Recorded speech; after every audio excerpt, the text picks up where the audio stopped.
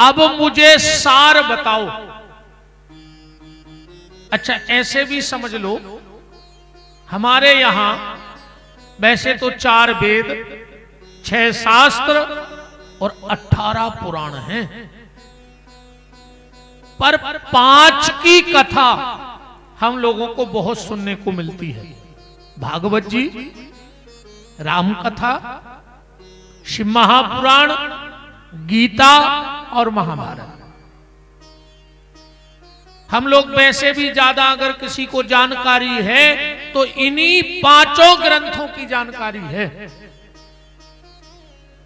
अच्छा, गीता कर्म सिखाती है, हमारा कर्म कैसा होना चाहिए ये हमें गीता सिखाती है। हमारा जीवन कैसा हो अगर ये सीखना है तो हमें रामायण सिखाती है।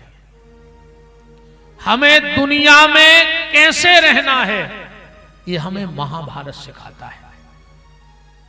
हमारी मृत्यु सुंदर कैसे हो जाए, हालांकि आज व्यक्ति मृत्यु को सुंदर बनाने की सोच ही नहीं रहा है, वो तो जन्मदिन मना रहा है ना। अच्छा, इतना तो झूठ बोलता है जन्मदिन के दिन व्यक्ति के पागल कर दे आदमी को। क्या कहते हो जन्मदिन के दिन? तुम जियो हजारों साल। जिया है कोई कलकत्ता में आज तक? पूरा कलकत्ता चिल्लाओ मिलके, कम पड़े तो और बुला लो बाहर के। पर क्या हजारों साल कोई जी जाएगा? बताओ। अच्छा, चिल्लाओ तुम लोग सब, दिन रात चिल्लाओ, क्या कोई जी जाएगा? तुम जियो हजारों साल। और दूसरा झूठ और देखो, साल के दिन हो कई हजार। तुम्हारे बाप के घर में कैलेंडर छपने लगा क्या कि तुम चाहो जितने दिन का साल करवा दो? कितना साल के दिन हो कई हजार, 50,000। अरे राम राम राम, 365 से 366 नहीं हो सकते और तुमने डायरेक्ट 50,000 कर दिए।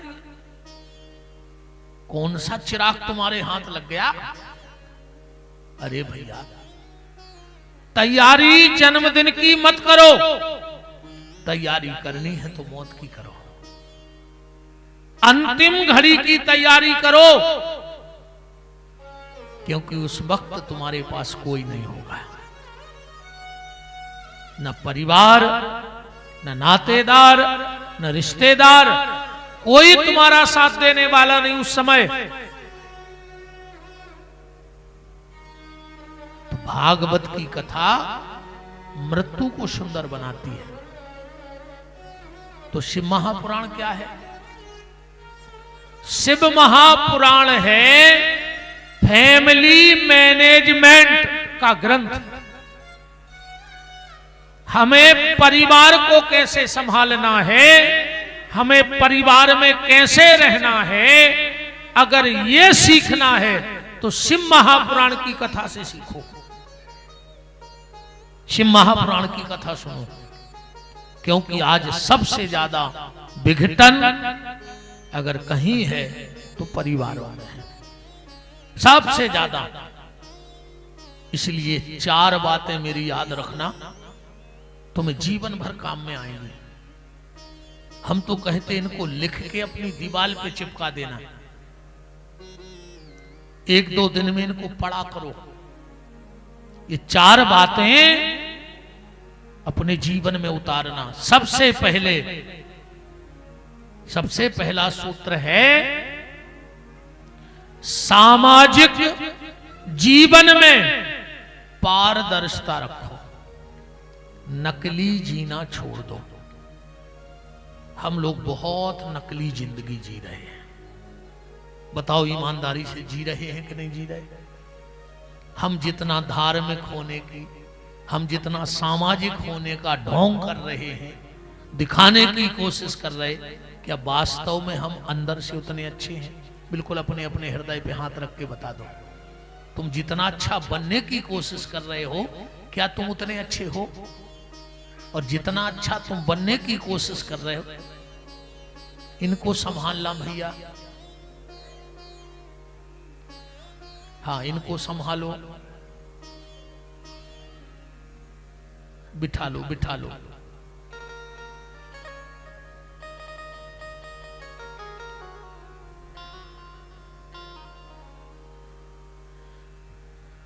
बंदर और बच्चे, इनको संभालना बहुत मुश्किल है, फिर भी कोशिश करो कि संभालो। सीताराम सीताराम। सामाजिक जीवन में पारदर्शिता रखो, नकली जीना छोड़ दो, क्योंकि भगवान को नकली लोग पसंद नहीं है। वो दिखावे पे नहीं रीझता है, वो तो तुम्हारे अंतर हृदय में कितनी पवित्रता है वो उसका ग्राहक है। वो तन का ग्राहक नहीं है, वो मन का ग्राहक है। तुम जैसे हो वैसे रहो। हम मन में कुछ और हैं और बाहर कुछ और हैं, है ना। आदमी के इतने चेहरे हो गए हैं कि वो खुद का असली चेहरा भूल गया है। वो गाना है ना पुराना, जब भी जी चाहे नई दुनिया बसा लेते हैं लोग, एक चेहरे पे कई चेहरे लगा लेते हैं लोग, है ना। आदमी घर में रहता है तो चेहरा अलग, दुकान में रहता है तो चेहरा अलग, पैसा लेने वाला आ जाए तो चेहरा अलग, पैसा देने वाला आ जाए तो चेहरा अलग है। ऐसा कि नहीं है। कई बार लोग जो व्यापारी होते दुकान में बड़े अच्छे दिखते हैं, बड़ा उनका अच्छा स्वभाव लगता है, अरे बड़ा एक नंबर का आदमी है, और घर में आता है तो वैसा लगता है कि ये महाराक्षस है, उसका चेहरा ही बदल जाता है। होता है ऐसा कि नहीं होता। एक हमारे परिचित, हमने उनसे पूछा, हम उनके घर में भी मिले और दुकान पे भी मिले। हमने कहा यार तुम दुकान में बड़े अच्छे व्यवहार से रहते हो, घर में आते हो तो खड्डूस टाइप के क्यों हो जाते हो। बोले गुरुजी आप नहीं समझते। हमने कहा इसीलिए तो पूछा है, समझते तो काय को पूछते, हम मूर्ख हैं क्या। बोले जिस दिन हम घर में हंस के जाते हैं तो घरवाली का हाथ सीधा जेब में चला जाता है, इसलिए हम थोड़ा गुस्से में घर जाते हैं। वो जानती है आज टेंशन में है, पैसा नहीं निकालना है ना। एक चेहरा रखो, एक चेहरा, क्योंकि भगवान तुम्हारे चेहरे को नहीं देखेंगे, तुम्हारे चरित्र को देखेंगे। भगवान को न नारियल पसंद है, न भगवान को मिठाई पसंद है, न भगवान को फूल पसंद है, न भगवान को दुनिया का आडंबर पसंद है, न इत्र पसंद है। ठाकुर जी को तो सिर्फ तुम्हारा चरित्र पसंद है, और चरित्र चेहरे से नहीं, चरित्र तो मन से बनता है। अगर तुम्हारा चरित्र सुंदर है तो भगवान के तुम सबसे चहेते हो। चेहरा कितना भी सुंदर हो, पर अगर चरित्र गड़बड़ है तो भगवान तुम्हें स्वीकार करने वाले नहीं। इसलिए सामाजिक जीवन में पारदर्शिता रखो, नकली जीना छोड़ दो। दूसरा सूत्र, अच्छा एक बात और है, ईमानदारी बताओ, हम क्या हैं ये सिर्फ हम जानते हैं। कई बार लोग कहते हैं उनको हम बहुत अच्छे से जानते, तुम्हारे बाप नहीं जान सकते उनको, तुम क्या जानोगे। मैं क्या हूं ये सिर्फ मैं जानता हूं और मुझे कोई नहीं जान सकता। और ये भगवान ने अच्छा भी किया, 3 काम उसने बड़े सोच के किए, न जाने क्या होता। पहला काम, अन्न, गेहूं होता ना, गेहूं, उसमें घुन लगा दिया। गेहूं घुनता है ना, अगर गेहूं में घुन नहीं होता तो गरीब लोग भूख से मर जाते। ये पैसे वाले कुआं खोद खोद के गेहूं दबा देते 7 पीढ़ी को, पर उनको पता है कि 2-3 साल में कीड़े लगे ही जाएंगे, इसलिए बेच दो। दूसरा काम उसने ये बहुत अच्छा किया, ईश्वर ने मरने के बाद मुर्दे में बांस भर दी। अगर मरने के बाद व्यक्ति में बदबू ना आती तो हर घर में 10-12 डोकरे और 10-12 डोकरियां रखी होती सूखी। जैसे आज के बच्चे टेडी रख लेते, ऐसे हर घर में दादा दादी रखे होते। मेरे 8वें नंबर के दादा, ये 6वें नंबर की दादी। लोग इसलिए आग लगा देते हैं क्योंकि उनमें बदबू आती है। और तीसरा काम ईश्वर ने ये अच्छा किया है कि कोई किसी के मन की नहीं जानता। ईमानदारी बताओ, तुम लोगों को पता है कौन क्या सोच रहा है तुम्हारे बारे में? भले बगल में बैठा हो, कई लोग ये सोच रहे होंगे सबसे बाद में आए, सबसे आगे बैठ गए। अब बताओ, पता लग जाए तो शिव पुराण होगा कि महाभारत? तो भगवान ने कहा इस पे भी ब्रेक लगा दो कि किसी को पता ना लगे कि कौन किसके बारे में क्या सोच रहा है। तो पहला काम ये करना, नकली जीना छोड़ दो। दूसरा सूत्र, व्यवसायिक जीवन में परिश्रम से मत डरो। मेहनत करने से कभी मत डरना।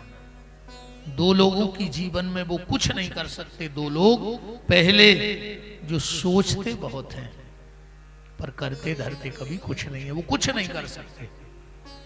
और एक वो जो कर तो बैठते हैं पर सोचते नहीं है।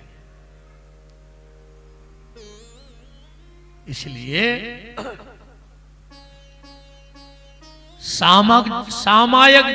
सामाजिक जीवन में पारदर्शिता, व्यवसायिक जीवन में परिश्रम, मेहनत करने से कभी मत डरो।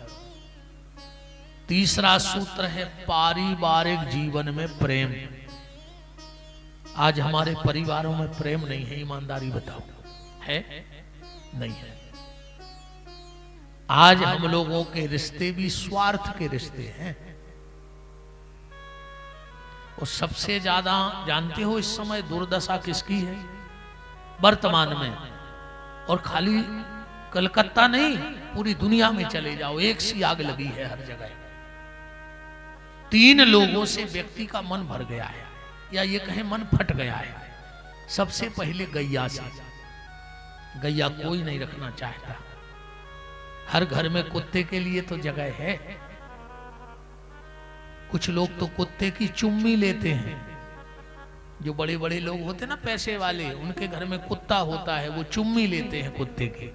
और बूढ़ा बाप पलंग पे पड़ा पड़ा भगवान से कहता है, हे ईश्वर, अगले जन्म में मुझे कुत्ता बना देना, क्योंकि मेरा बेटा मुझे टाइम नहीं देता है, कुत्ते को टाइम देता है ना? उसी बिस्तर में कुत्ता सो रहा है, उसी बिस्तर में बेटा सो रहा है, उसी प्लेट में कुत्ता खा रहा है, उसी प्लेट में बेटा खा रहा है, तो वो भी कुत्ते से कम थोड़ी ना होगा। कई लोग कहते महाराज जी ये वो कुत्ता नहीं है। तो कुत्ता भी अलग अलग होते क्या? बोलो, कुत्ता तो कुत्ता है, जूता तो जूता होता है। 50 रुपए का लाओगे तो भी पाँव में पहनोगे, और 50,000 का लाओगे तो क्या सिर पे रख के घूमोगे कलकत्ता में कि 50,000 का जूता है, इसको पाँव में नहीं पहनना।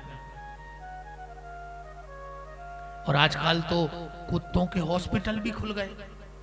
अच्छा एक बात बताओ, जैसे जिसका कुत्ता है वो डॉक्टर के पास गया उसे दिखाने, तो अब पर्चा बनेगा कि नहीं बनेगा? तो कुत्ते का तो कोई नाम नहीं होता। ऊपर किसका नाम लिखा जाएगा? मालिक का लिखा जाएगा कि नहीं, जिसका कुत्ता है। अब नीचे लिखा जाएगा इसको कीड़े पड़े हैं, और नाम किसका लिखा है ऊपर? वो कुत्ता तो लिखा नहीं ऊपर। इसको खुजली हो गई है। अब मान के चलो वो डॉक्टर के हॉस्पिटल से पर्चा उड़ जाए और तुम्हारे किसी परिचित को मिल जाए, तो वो पड़ेगा फला भैया को कीड़े पड़ गए हैं, इसको खुजली का रोग है ना? अब उसमें कुत्ता लिखा ही नहीं, तो वो तो जिसका नाम है उसका रहेगा कि नहीं रहेगा? सबसे पहले गैया की दुर्दशा, दूसरे नंबर भैया की दुर्दशा। आज व्यक्ति सगे भाई को प्रेम नहीं करता है, है ना। आदमी हर व्यक्ति की तरक्की देख सकता है, पर सगे भाई को बढ़ते हुए नहीं देख सकता। मैं झूठ बोल रहा हूं कि सच? अरे सच बोल रहा हूं, और उसकी सारी जिम्मेदारी आप लोगों की है, क्योंकि महामंत्र तो कान में आप ही लोग देती हो है ना। महामंत्र पढ़ने का काम तो आप ही लोगों का है, भाई के प्रति भड़काना आप ही लोग तो करती हो, है ना। हालांकि हम रिकॉर्ड शुदा आदमी हैं, बोलने के मामले में हमें कोई किसी का डर नहीं लगता है। जो सच है वो सच है। बहुत कम लोग हमारी कथा में आते हैं, हो सकता है अब सिर्फ यजमान बचे कल से। अब ये तो फंस गए हैं, ये कहां जाएंगे, है ना। आज तो पहला दिन है तो हम छोड़ रहे हैं आप लोगों को, वरना हम बिल्कुल सच से सामना करवा के जाएंगे आप लोगों का। ये बिल्कुल वादा है मेरा। हमारे जाने के बाद आप हमें भूलोगे नहीं कभी। जब भी हमारा ख्याल आएगा तो लगेगा कि कुछ बोला था किसी ने। ईमानदारी बताओ, अगर देवरानी के छत की 2 ईंटा ज्यादा हो गए तो जेठानी का ब्लड प्रेशर हाई हो जाता है। हो जाता है कि नहीं हो जाता? और अगर जेठानी के 2 फुट छत ऊंचा हो गया तो देवरानी का ब्लड प्रेशर लो होने लगता है। आप सबकी तरक्की देख सकते हो, पर परिवार की तरक्की नहीं देख सकते हो। ऐसा क्यों? ऐसा क्यों? क्योंकि सुख में 1000 खड़े हो जाएंगे, पर जिस दिन विपत्ति आएगी उस दिन तुम्हारा परिवार ही तुम्हारे साथ खड़ा होगा, और तुम्हारे साथ कोई खड़ा होने वाला नहीं है।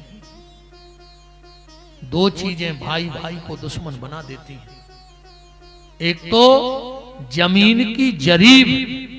जरीब समझ गए? जब नापा तोल होता है मकान का, कि यहां से बड़े का, यहां से छोटे का, पर मकान बंटने पे फिर भी भाई भाई के दिल नहीं बंट पाते। कई भाई ऐसे हैं जिनका मकान बंट गया पर दिल नहीं बंटा।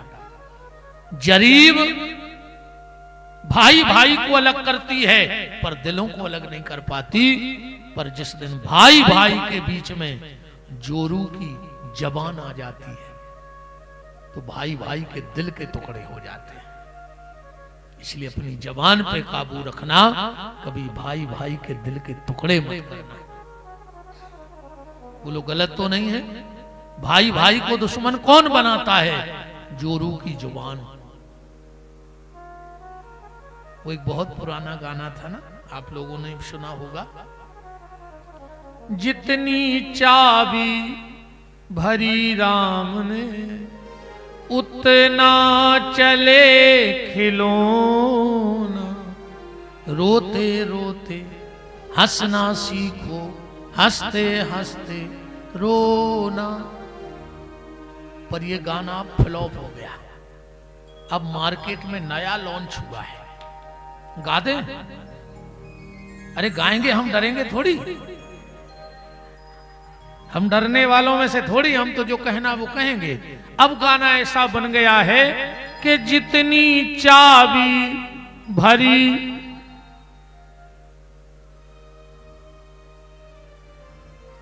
बोलो ईमानदारी से, उतने ही चल रहे, आप लोग के नहीं चल रहे। बोलो ईमानदारी से, ये लोग जो कहती वही करते हो कि नहीं करते? कहां के माँ, कहां के पापा है? कुछ लोग ऐसे भी हैं, खुद के पापा से बात नहीं की उन्हें 6 महीने से। बाप से बात नहीं करते पापा से। और अगर ससुर आ गया तो उनको कहते हैं पापा जी। खुद के बाप से बात नहीं करते हो, ससुर को कहते पापा जी। उनको जी लगाते हो और बाप से बात नहीं करते हो। हो रहा है ऐसा कि नहीं हो रहा है? अगर पिताजी का चश्मा टूट जाए तो तुम्हें 1 हफ्ते टाइम नहीं मिला, और ससुर जी को छींक आ जाए तो तुम हॉस्पिटल में कुत्ते की तरह पड़े रहते हो। 8 दिन पड़े रहते हो कि नहीं पड़े रहते हो? ये हालत है दुनिया की। अब गाना तो समझे ही होंगे, पूरा काय को गाए संकेत में ही समझ गए कि किसकी चाबी से चल रहे हो। अगर राम की चाबी से चल रहे होते तो घर में बूढ़े माँ बाप दुखी ना होते, क्योंकि राम ने 3 माताओं का सम्मान किया, तुम एक का नहीं कर पा रहे हो। अगर तुम कृष्ण की चाबी से चल रहे होते तो कृष्ण ने भी 3 माताओं का सम्मान किया, तुम एक माँ का सम्मान नहीं कर पा रहे हो। तो सबसे पहले गैया, दूसरे नंबर पे भैया और तीसरे नंबर पे मैया।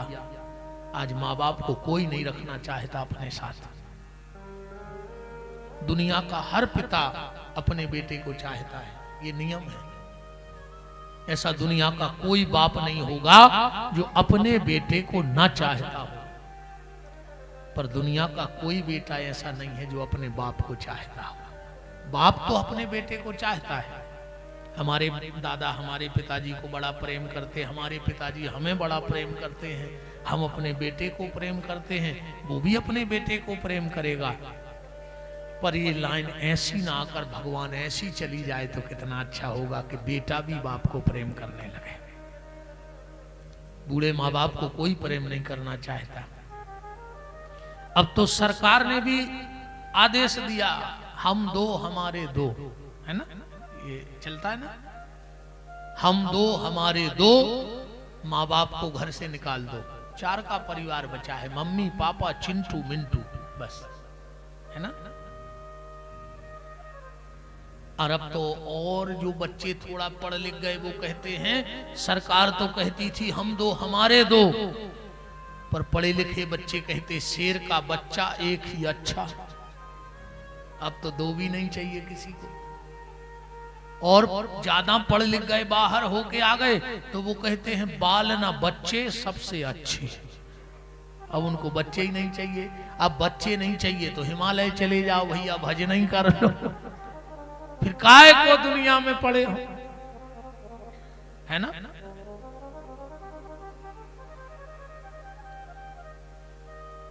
माँ बाप, देखो मैं एक बात कह दूं खुल के, ये शिव महापुराण की पोथी आज घर ले जाना, रात में पानी में डाल देना और इसका घोल बना के इसको खा लेना, ठीक। पर अगर घर में बूढ़े माँ बाप दुखी हैं तो तुम मरोगे तो कीड़े ही पड़ गए, कुछ नहीं कर लेगा इसे महापुराण तुम्हारा। तुम तो खा लो इसको, सुनना तो बहुत बड़ी बात है, खा लो इसको, फिर भी मरोगे कीड़े पड़ करके। दुनिया में अगर सबसे बड़े कोई देवता हैं तो वो माँ और पिताजी हैं।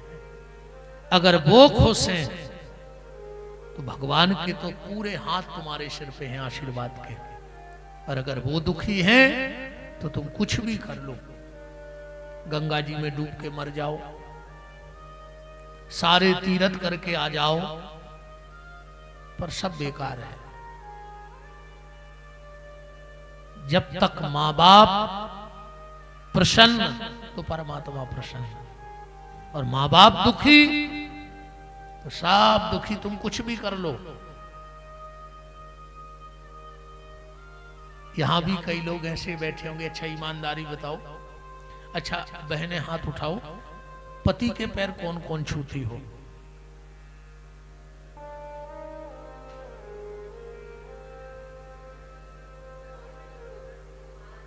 बस त्योहार, बस। हरे राम राम राम। अच्छा हुआ वो करवा चौथ का व्रत आ गया। साल में एक बार पति को भी लगता है कि मेरा भी सम्मान है घर में, है ना। एक दिन का देवता है पति ही, हाँ, उस दिन उसका बड़ा सम्मान होता है, और साल भर बेचारा, है ना। देखो, जो मैं कहना चाहता हूं उसको स्वीकार करना। हम बाबाओं के पैर खूब छूना चाहते हैं, छूना चाहते कि नहीं छूना चाहते? उनके दर्शन को भीड़ लगी होती है।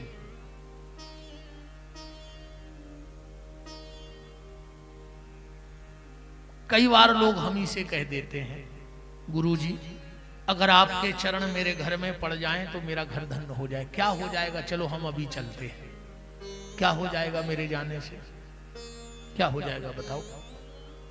अगर मेरे जाने से तुम बैकुंठ जाओगे तो हमारे परिवार वाले तो कब के चले गए होते। मैं तो 45 साल से घर में रह रहा हूं, मेरे घर में तो कोई बचता ही नहीं, सब बैकुंठ में बैठे होते। मेरा निवेदन ये है, संतों के चरण आपके घर में पड़े, अन्यथा न पड़े, पर अगर संतों के वचन आपके मन में पड़ गए तो आपका उद्धार हो जाएगा। संतों के चरणों से उतना प्रभाव नहीं पड़ेगा जितना संतों के वचनों से प्रभाव पड़ेगा। सुबह उठ करके पति के पैर छुओ। बेटा सुबह उठकर माँ बाप के पैर छुए, तुम्हें किसी के पैर छूने की आवश्यकता नहीं है। और एक बात हमारी सुन लो, आज सुहागन नारी को, और जहां तक आप लोग जितने बड़े संत महात्माओं को जानते हो, आज फोन लगा के पूछना कि पंडित जी आए हैं, उन्होंने ऐसा कहा है, इसका कहीं प्रमाण है? और हो तो उनसे बताना कौन से पुराण में लिखा है। सुहागन नारी को पति के अलावा कभी किसी और को छू के प्रणाम नहीं करना चाहिए, वरना वो दोषी होती है। सिर्फ पति के पैर पकड़ के प्रणाम करे, बाकी कोई महात्मा है, साधु है, संत है तो 3 हाथ दूर से जमीन में सिर रख के प्रणाम करना चाहिए, पर किसी को छू करके प्रणाम नहीं करना चाहिए। 3 हाथ दूर जमीन पे सिर रख दो, माथा झुका दो, हाथ जोड़ लो, वो प्रणाम के बराबर हो जाएगा। पर जिसके पैर छूने हैं उसको पैर छूते नहीं। अब बाबा जी लोगों के पीछे पड़े रहते, थोड़ा पैर छूने दो, क्या होगा उससे? सत्य को स्वीकार करो। तो बात चल रही थी पारिवारिक जीवन में प्रेम रखो। देखो आज के समय में पैसा कमाना बहुत बड़ी बात नहीं है। पैसा कमाना कोई बड़ी बात नहीं है। आज के समय में नाम कमाना बहुत बड़ी बात नहीं है। सोशल मीडिया इतनी एक्टिव है, इतनी एक्टिव है, 5 मिनट में आप वायरल हो जाओगे और पूरी दुनिया आपको जानने लगेगी। 5 मिनट बहुत कह दिया, 5 मिनट तो। पैसा कमाना बड़ी बात नहीं है, नाम कमाना बड़ी बात नहीं है। आज के समय में अगर सबसे कोई बड़ी बात है तो वो क्या है? अपनी संतान को संस्कारवान बनाना। ये सबसे कठिन काम है।